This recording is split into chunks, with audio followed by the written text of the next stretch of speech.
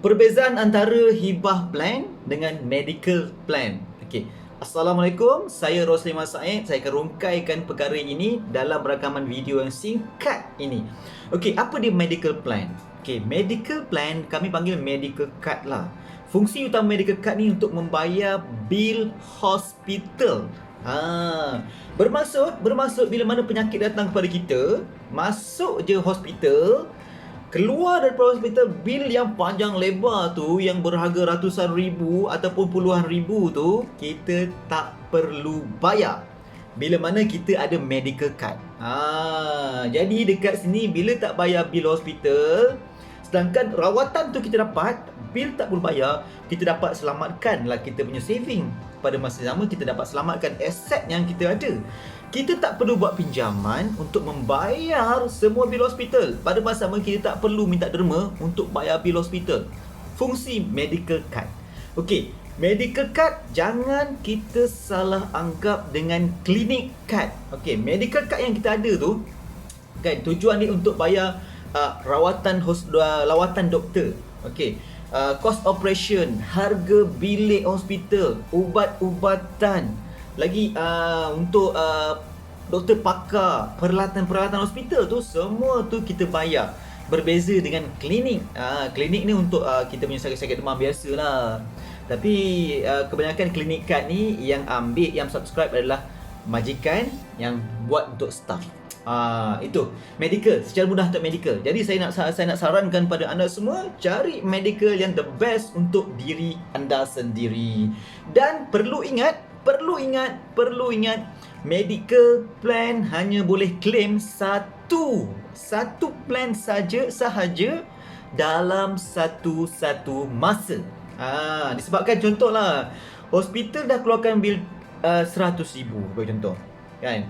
Awak ada 3 medical plan, awak nak claim 3-3. Tak fair, tak adil. Sebab apa tahu? Hospital dah dapat 100,000 daripada, contohlah sampingan Prudential lah. Company B pula 100,000 lagi. Contoh dapat 100,000. Hospital dah dapat 200,000. Kalau kita ada 3 plan, takkan dapat 300,000. Takaful takkan memberi untung kepada kita. Jadi di sini medical satu plan satu masa. Berbeza dengan hibah plan. Okey, apa dia hibah plan? Sebenarnya hibah ini bukanlah satu plan. Sebaliknya dia adalah kategori beneficiaries. Dalam beneficiaries ada 2 jenis. Pertama, kita panggil pemegang amanah. Pemegang amanah yang kedua adalah hibah plan. Hibah. Jadi di sini apa fungsi pemegang amanah dengan hibah? Sebenarnya ini dalam kategori pampasan. Okey, pampasan. Hibah ataupun wasi ni, pampasan akan diperoleh oleh waris. Waris akan dapat. Berbeza dengan medical hospital yang akan dapat. Untuk plan pampasan ini, kita boleh claim semua polisi yang kita ada. Contoh 30 polisi, 30 boleh claim. 10 polisi, apatah lagi 10 polisi, 10 kita boleh claim. Di mana pampasan ini waris akan dapat. Apa fungsi pampasan ini? Fungsi pampasan ini untuk membayar kos sara hidup anak kita kalau kita ada anak.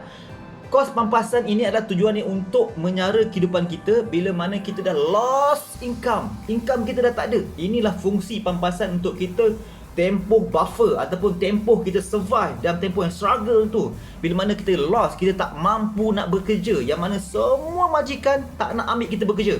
Bisnes pun kita tak mampu nak buat sebab kita dah lost kita punya tenaga kita, hilang upaya kita.